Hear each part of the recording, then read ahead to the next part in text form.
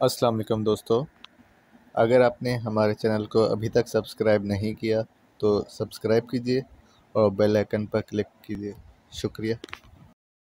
दिल छोटा ना कीजिए जनाब, इससे हमारी कोताही को दखल नहीं। आपकी निगरान गवाही देंगे कि हमें एक लम्हे के लिए भी खिड़की के शीशे पर से नज़रें नहीं हटाएं। ये ठीक है जनाब। तब फिर कोई निशान किस तरह बना गया, घोड़े को जहर किस तरह दे गया? उन्होंने बिना कर कहा, हमने तहैया कर लिया है, इस रात से पौधा उठा कर ही रहेंगे। इस वक्त तो सिर्फ इतना कह सकते हैं, कोई शख्स खिड़की के पास तक नहीं भटका और ना घोड़े की तरफ बढ़ा। ये कैसे हो सकता है? अकल में आने वाली बात तो नहीं। हाँ, फिलहाल ये बात हमारी अपनी अक्लों में भी नहीं आ रही, लेकिन हमने ये अहद कर लिया है, ना सिर्फ इस बात को अपनी अक्लों में लाएंगे बल्कि आप लोगों पर भी वाज़ेह करके रहेंगे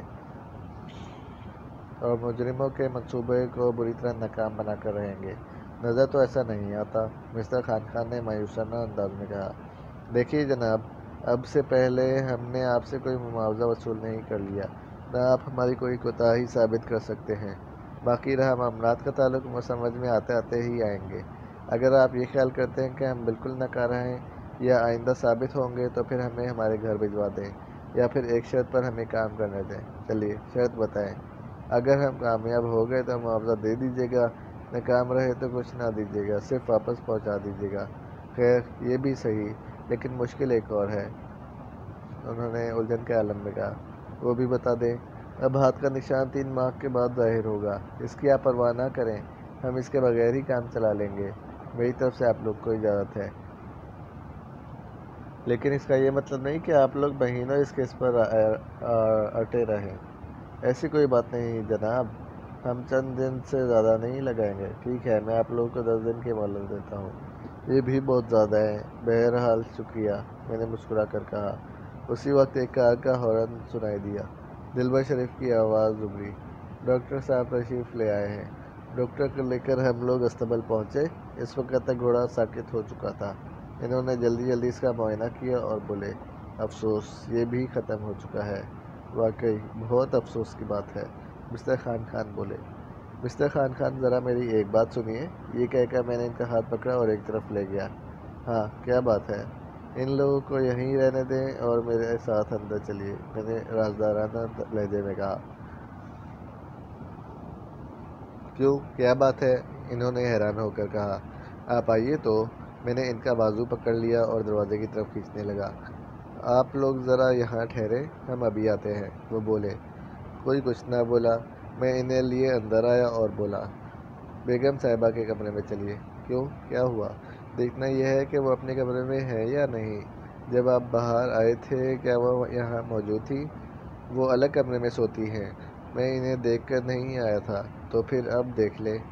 लेकिन वो अपने कमरे में ही होंगी, देखने की क्या ज़रूरत है? आपको इन पर शक भी है और चेक भी नहीं करते, ये क्या बात हुई जनाब? खैर मैं देखता हूँ, इन्होंने कहा और अपने कमरे के साथ वाले कमरे पर दस्तक दी। इनके हाथ के दबाव से दरवाज़ा खुल गया। वो चौंक उठे, फिर जो ही अंदर दाखिल हुए धक से रह गए। बेगम खान का बिस्तर खाली पड़ा था और वो कमरे में नहीं थी। अब आप क्या कहते हैं? मैंने पुरसुकून अंदाज में कहा। मेरी समझ में कुछ नहीं आ रहा। आइए हम बेगम साहिबा की तलाश में निकल खड़े हों। हम ये ऐलान किस तरह कर सकते हैं कि बेगम साहिबा गुम हैं? मिस्टर खान ने बिना कर कहा। हाँ, बात तो ठीक है। तो फिर आइए सिर्फ आप और हम चारों चलें। हाँ, ये मुनासिब रहेगा। सब लोगों को आराम करने की हिदायत देकर हम लोग खामोशी से इनकी तलाश में निकल खड़े होंगे, उन्होंने कहा। हम फिर अस्तबल की तरफ आए। सब लोग घोड़े के आसपास गमगीन सूरतें लिए खड़े हुए थे। जो होना था हो गया, अब सब लोग आराम करें, जो कुछ करना है सुबह देखा जाएगा, उन्होंने कदरे बुलंद आवाज़ में कहा। बहुत बहुत शुक्रिया, मुलाजमीन में से कई एक ने कहा। मुझे भी इजाज़त दीजिए खान साहब, डॉक्टर ने कहा। शुक्रिया डॉक्टर साहब, आपको भी बिलावजह तकलीफ़ दी। कोई बात नहीं, मैं तो खादिम हूँ, उन्होंने कहा और अपना बैग उठाकर कार की तरफ चले गए। बाकी लोग महल में दाखिल हो गए और जब सब अपने अपने कमरे में चले गए तो मिस्टर खान की साथ बाहर निकले। आपके ख्याल में हमें किस तरफ जाना चाहिए? शुमाल मशरिक की तरफ। वो चहलकदमी के लिए इसी तरफ जाया करती हैं। तो क्या वो रात को 12 बजे भी चहलकदमी करती है? नहीं, ये इनका सुबह का मामूल है। चलिए इसी सिमत में चलते हैं। हम पांचों चल पड़े। मेरे हाथ में पेंसिल टॉर्च भी थी। रात बिल्कुल तारीख थी। इसकी मदद से हम आगे बढ़ते रहे, यहाँ तक कि महल से बहुत दूर निकल आए। अचानक मुझे सड़क पर एक ढेर सा पड़ा नजर आया। वो क्या है? मैं हकलाया। कहाँ? आफताब हकलाया। वो देखो, सड़क के बीचों बीच। अब इन चारों की नज़रें इस ढेर पर जम गई। यूँ लगता था जैसे स्याह कपड़े एक छोटे से ढेर की सूरत में पड़े हों। शायद किसी के कपड़े गिरे पड़े हैं। इशफाक बोला। कपड़े? हाँ, ये कपड़े ही हैं, इखलाक ने कहा। और फिर हम इन कपड़ों के नज़दीक पहुंच गए। हमने देखा वो एक इंसानी जिस्म था, स्याह चादर में लिपटा हुआ। उफ़ अल्लाह, ये कौन है? मैंने जल्दी से आगे बढ़कर चादर उलट दी। दूसरी ही लम्हे हम उछल पड़े। हमारे सामने बेगम खान पड़ी थी और ज़ोर ज़ोर से सांस ले रही थी। वो मुकम्मल तौर पर बेहोश थी। या अल्लाह रहम, ये तो बेगम है। हम भी तो इन्हीं की तलाश में निकले हैं जनाब, मैंने तंजिया लेते हुए कहा। क्या मतलब? आपका अंदाज़ अजीब सा है, उन्होंने चौंक कर कहा। अजीब भी नहीं, गरीब सा भी है। कम से कम एक बात मैं यकीन से कह सकता हूँ। और वो क्या? हाथ और घोड़ों की वारदातों से बेगम साहिबा का ताल्लुक ज़रूर है। न जाने ये कब से यहाँ पड़ी हैं। पहले तो इन्हें उठाकर महल ले चलते हैं, डॉक्टर को भी बुलवाना होगा। जी हाँ, चलिए। उन्होंने अपनी बेगम को कंधे पर उठाया और हम महल की तरफ कदम उठाने लगे। शायद आप बहुत उलझन महसूस कर रहे हैं, आफताब बोला। तो क्या ना करूं? वो जल कर बोले। ज़रूर कीजिए जनाब, शौक़ से कीजिए। क्या करूं शौक़ से? उन्होंने हैरान होकर कहा। उलझन महसूस करें? पता नहीं आप लोग किस किस्म की बातें करते हैं। अब तो मैं भी ये महसूस कर रहा हूँ कि आप लोगों को बुलवा कर मैंने और भी उलझन मोल ले ली है। अगर ये बात है तो हम इसी वक्त वापस जाने के लिए तैयार हैं। अब ये भी नामुमकिन है। तब फिर सब्र कीजिए, बहुत जल्द राज से पर्दा उठने वाला है। बेगम साहिबा होश में आने के बाद आखिर कुछ तो बताएंगी ही। सवाल ये है कि ये बेहोश क्यों हैं? इस सवाल का जवाब तो डॉक्टर साहब दे देंगे, इशफाक ने फ़ौरन कहा। आखिर हम महल पहुंच गए। किसी मुलाजिम को जगाने की ज़रूरत नहीं भाई, समझी गई। मिस्टर खान ने डॉक्टर को फ़ोन कर दिया और हम बेगम साहिबा के बिस्तर के पास बैठकर डॉक्टर का इंतज़ार करने लगे। अचानक बेगम साहिबा के जिस्म में हरकत पैदा हुई। पहले तो इन्होंने करवट ली और फिर बिस्तर से उठ खड़ी हुई। हम ज़ोर से चौंके। इनकी आंखें बिल्कुल बंद थीं और वो कमरे से बाहर की तरफ चल रही थी। उफ़ अल्लाह, ये तो सोते में चल रही हैं। क्या इन्हें सोते में चलने की आदत है? मैंने काँप कर कहा। पता नहीं, मैंने तो कभी ये बात नोट नहीं की। आज पहला ही बार ये मंज़र देख रहा हूँ। बेहतर यह है कि हम इन्हें ना जगाएं और इनका ताक़ुब करें। ज़रा देखें तो सही, इस हालत में ये क्या करती हैं। बहुत बेहतर, जैसे आपकी मर्ज़ी। लेकिन कहीं ये चोट ना खा बैठें। फ़िक्र ना करें जनाब, हम इनके साथ चल रहे हैं। अगर गिरने लगेंगी तो संभाल लेंगे। इनके साथ चलते हम महल के दरवाजे तक आ गए। फौजिया बेगम का जिस्म आहिस्ता से दरवाजे से टकराया तो इन्होंने हाथों से टटोल कर दरवाज़ा खोल डाला और बाहर निकल गए। अब इनका रुख फिर शुमाल मशरिक़ की तरफ था। ये तो फिर इसी सिमत में जा रही है। हाँ, बस चलते रहिए। शायद इतना अजीब कैसे हमें पहले कभी नहीं मिला होगा, इशफाक बोला। हम चलते रहे। फिर अचानक वो धड़ाम से गिरी और साकत पड़ी रह गई। दूसरा लम्हा हैरान कुन था। वो बिल्कुल इसी जगह गिरी थी जहाँ से उठाकर हम इन्हें ले गए थे। नहीं, इसी तरह लेकर जाऊंगा। अब गाड़ी कौन लाए? उन्होंने बिनाए हुए अंदाज में कहा और एक बार फिर बेगम साहिबा को उठा लिया। आप तन्हा ले जा सकते हैं इन्हें, मैंने कुछ सोच कर कहा। क्यों? क्या मतलब? मतलब ये कि आपको डर तो नहीं लगेगा? डर? किससे डर लगेगा? उन्होंने हैरान होकर कहा। तो फिर ले जाइए, हम आपका साथ नहीं दे सकते। मैं समझा नहीं, वो बोले। हम ज़रा इस सीमत में आगे जाएंगे। इस तरफ कुछ नहीं है। आगे जाकर एक घना जंगल ज़रूर है जिसे मैंने कटवाना शुरू कर रखा है। कुछ हो ना हो, हम इस सीमत में जाएंगे ज़रूर। आप महल पहुंचकर बेगम साहिबा का मुआयना डॉक्टर साहब से कराएं। हमारे आने तक डॉक्टर साहब को जाने ना दीजिएगा। अच्छा, उन्होंने कहा और महल की तरफ कदम उठाने लगे। आपने क्या सोचा है जनाब? हम इस तरफ जाकर क्या करेंगे? मैं ये सोच रहा हूँ, बेगम साहिबा रात को सोते में इस तरफ क्यों आती हैं?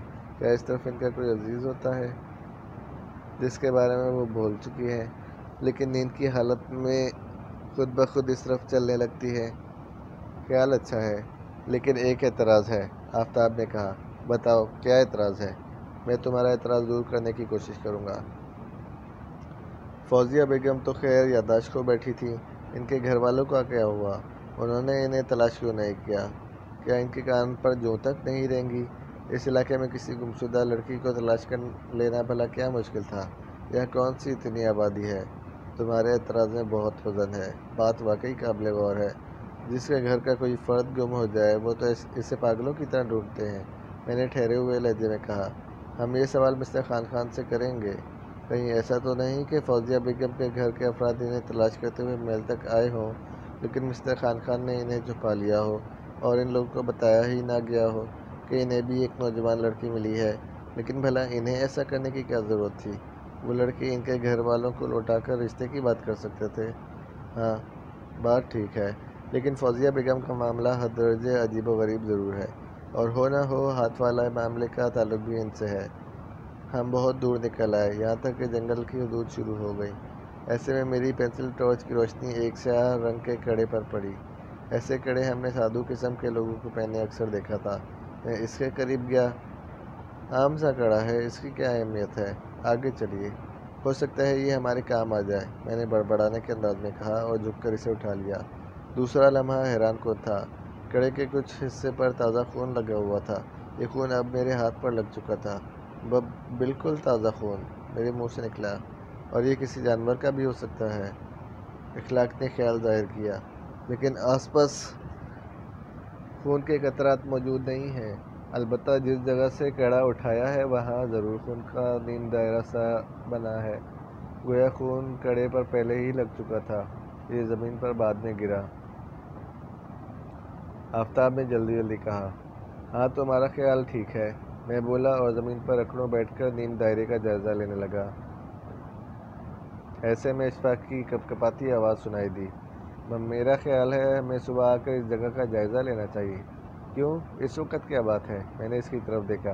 اس وقت ایک تو یہ خوفناک جنگل، اوپر سے رات کی تاریکی اور ہولناک سناٹا، یہ سب چیزیں ماحول کو خوفناک بنائے دے رہی ہیں۔ یار تم نے تو مجھے بھی ڈرا دیا ہے۔ آؤ چلیں، اب صبح ہی یہاں آئیں گے اور اس کڑے کو بھی یہاں گرا دیں۔ اشفاق نے گھبرا کر کہا۔ نہیں بھائی، اب یہ کڑا اہمیت اختیار کر گیا ہے۔ اگر خون نہ لگا ہوتا تو میں ضرور اسے عام کڑا خیال کرتا۔ خیر اسے ساتھ لے لیجئے، لیکن اللہ کے لیے یہاں سے چل پڑیے۔ اوہو بھائی، اتنا ڈرنے کی کیا ضرورت ہے؟ میں نے جل کر کہا۔ ڈرنے کی ضرورت ہے، میں محل کے نزدیک پہنچ کر بتاؤں گا، اشفاق بولا۔ ڈرنے کی ضرورت محل کے قریب پہنچ کر بتائیں گے؟ یہ کیا بات ہوئی؟ یہاں بتا دینے میں کیا حرج ہے؟ اوہو، تو وہاں پہنچ کر پوچھ لینے میں کیا حرج ہے؟ اشفاق نے تل ملا کر کہا۔ چلو بھائی، یوں ہی صحیح، میں مسکرایا۔ کڑا میں نے جیب میں رکھا اور واپس روانہ ہوئے۔ خوف ہم بھی محسوس کر رہے تھے، ایسے میں کوئی ہم پر حملہ کر دیتا تو ہم تو مارے گئے تھے بے موت۔ آخر محل کے نزدیک پہنچے۔ مسٹر خان محل کے باہر 4 ملازمین کے ساتھ بے تابانہ انداز میں ٹہلتے نظر آئے۔ ہم تیزی سے ان کی طرف بڑھے۔ انہوں نے بھی ہمیں جاتے دیکھ لیا، لہذا ہماری طرف لپکے۔ خیر تو ہے جناب، میں بولا۔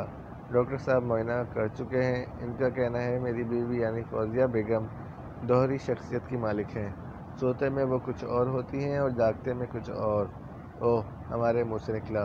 کیا ایسا کوئی کیس انہوں نے پہلے بھی دیکھا ہے؟ ہاں، ان کی زندگی میں ایک کیس پہلے بھی ایسا آ چکا ہے۔ آئیے ہم ان سے چند سوالات کریں گے۔ کیا بیگم صاحبہ ہوش میں آ چکی ہیں؟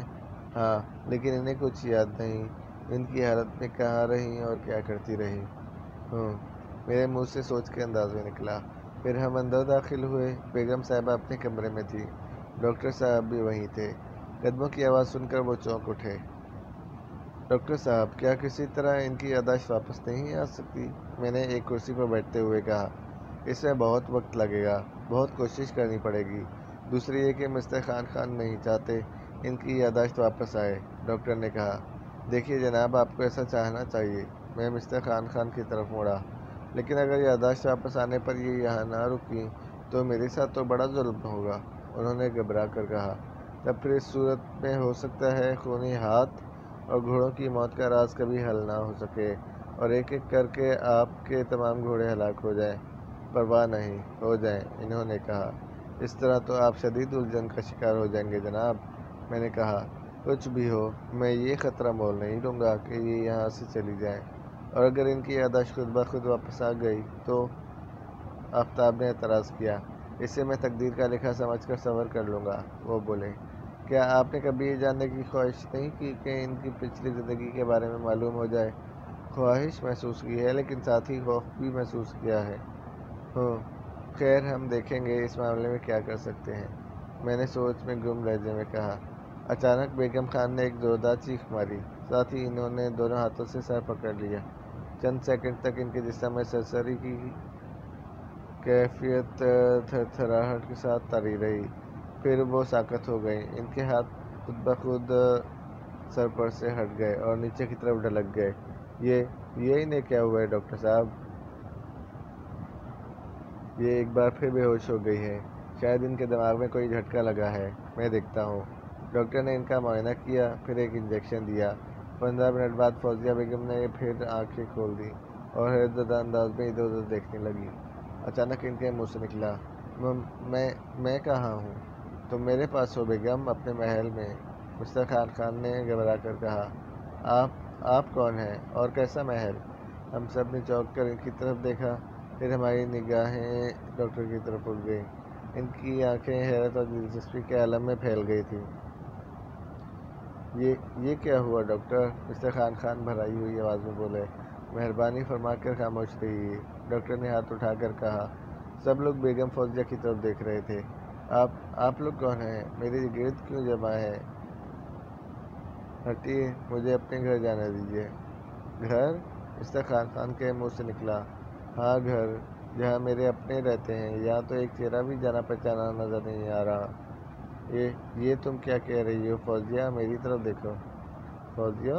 کون فوزیہ؟ میرا نام دردانہ ہے، اس نے بنا کر کہا۔ اف اللہ، یہ کیا ہو رہا ہے؟ مسٹر خان نے گھبرا کر کہا۔ مسٹر خان، ذرا صبر کیجیے، ڈاکٹر صاحب نے کہا، پھر فوزیہ سے بولا۔ آپ کا گھر کہاں ہے؟ گھر کہاں ہے؟ یہ میں کس طرح بتا سکتی ہوں جب تک یہ معلوم نہ ہو جائے کہ میں کہاں ہوں؟ آپ مسٹر خان کے محل میں ہیں۔ اوہ، اب میں سمجھی۔ خان کے بارے میں میری ماں ذکر کرتی رہتی ہے۔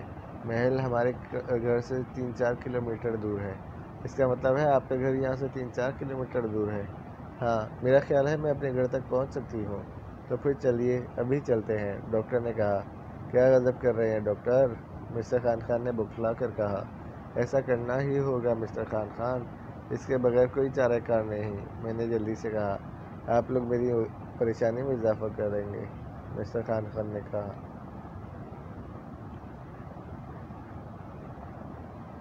تقدیر کا لکھا ہو کر رہے گا۔ میرا خیال ہے اب ان کی یادداشت واپس آ گئی ہے، یہ اپنے گھر جائے بغیر نہیں رہیں گی، میں نے کہا۔ یا اللہ رحم، وہ بولے۔ ہاں، بے شک اللہ تعالیٰ رحمان اور رحیم ہے، ضرور رحم کریں گے۔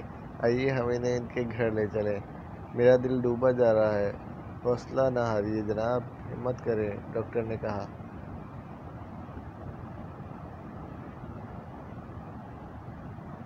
اچھا، جیسے آپ لوگ کی مرضی، انہوں نے مردہ آواز میں کہا۔ اور پھر بیگم فوزیہ کو کار میں بٹھایا گیا۔ ہم بھی کار میں بیٹھے، ڈاکٹر صاحب اور مسٹر خان بھی بیٹھے۔ کار روانہ ہوئی۔ اب آپ اپنے گھر کا راستہ بتاتی جائیے، ڈاکٹر بولا۔ اچھی بات ہے، میں 1-2 بار محل کی طرف پہلے بھی آ چکی ہوں، اس لیے یہ راستہ میرے لیے انجانا نہیں ہے۔ یہ اور اچھی بات ہے، ڈاکٹر نے مسکرا کر کہا۔ کار 10 منٹ تک چلتی رہی، آخر فوزیہ نے چلا کر کہا، اس بستی میں میرا گھر ہے۔ کار بستی میں داخل ہوئی۔ بستی کے لوگ پہلے ہی کار کو دیکھ کر دائیں بائیں کھڑے ہونے لگے تھے۔ یوں بھی یہ مسٹر خان کی کار تھی، وہ سب انہیں دیکھ کر بادب ہو گئے۔ پھر ایک لمبا چوڑا بوڑھا آدمی دوڑتا ہوا ان کی طرف آیا اور نزدیک پہنچ کر رکتے ہوئے بولا، ہمارے ایسے نصیب کہاں کہ آپ تشریف لائیں، آج کا دن ہمارے لیے عید کا دن ہے۔ اسی وقت دروازہ کھلا اور فوزیہ یکدم باہر آتے ہوئے چلائی، بابا، تمہیں کیا ہو گیا ہے؟ تم میری طرف دیکھ ہی نہیں رہے ہو۔ فوزیہ کی آواز سن کر بابا اچھل پڑا۔ ان کی آنکھیں حیرت اور خوف اور خوشی سے پھیل گئیں، پھر وہ چلا اٹھا، دردانہ کی ماں، دیکھو، ہماری دردانہ آ گئی ہے، ہماری کھوئی ہوئی دردانہ مل گئی ہے۔ اس کی آواز بستی میں گونج اٹھی۔ جلد ہی بھاری جسم کی ایک عورت گرتی پڑتی اور روتی کار کے پاس آ گئی۔ میری بچی، وہ چلائی۔ ماں، کیا ہو گیا ہے تمہیں؟ دردانہ نے حیران ہو کر کہا۔ ماں نے آگے قدم بڑھایا اور اسے اپنے جسم کے ساتھ چمٹا کر زور زور سے رونے لگی۔ اوہو، کیا ہو گیا ہے ماں؟ کیوں رو رہی ہو؟ کیا مطلب؟ یہ تم کیا کہہ رہی ہو؟ اتنے عرصے کی گم ہوئی آج ملی ہو اور تم کہہ رہی ہو کیا ہو گیا ہے؟ تو میں گم ہو گئی تھی۔ ہاں، پورے 4 سال گزر گئے تمہیں گم ہوئے ہوئے۔ 4 سال؟ یہ تم کیا کہہ رہی ہو؟ پوچھ لو اپنے باپ سے، ان سب لوگوں سے جنہوں نے تمہیں ڈھونڈنے میں دن رات ایک کر دیا تھا۔ تو کیا آپ لوگ ڈھونڈتے ہوئے محل تک نہیں پہنچے تھے؟ میں نے پریشان ہو کر کہا۔ محل تک کیوں نہ پہنچتے؟ ہم تو محل سے بھی نہ جانے کتنا آگے اور ادھر ادھر ہو آئے تھے۔ اور کیا محل والوں سے نہیں پوچھا تھا کہ کوئی لڑکی تو ادھر نہیں آئی؟ پوچھا تھا، مجھے اچھی طرح یاد ہے۔ میں نے محل کے دروازے پر کھڑے بڑی بڑی مونچھوں والے سے پوچھا تھا۔ اس نے صاف کہہ دیا تھا کہ نہیں، اس طرف دردانہ نام کی کوئی لڑکی نہیں آئی، اس لیے کہ اس نے تو اپنے بارے میں کچھ بتایا ہی نہیں تھا۔ مسٹر خان نے جلدی کہا۔ کیا مطلب؟ کیا یہ محل میں پہنچ گئی تھی؟ دردانہ کی ماں نے چیخ کر کہا۔ ہاں، ہم نے انہیں محل کے دروازے پر بے ہوش پایا تھا، ہم اٹھا کر اندر لے گئے۔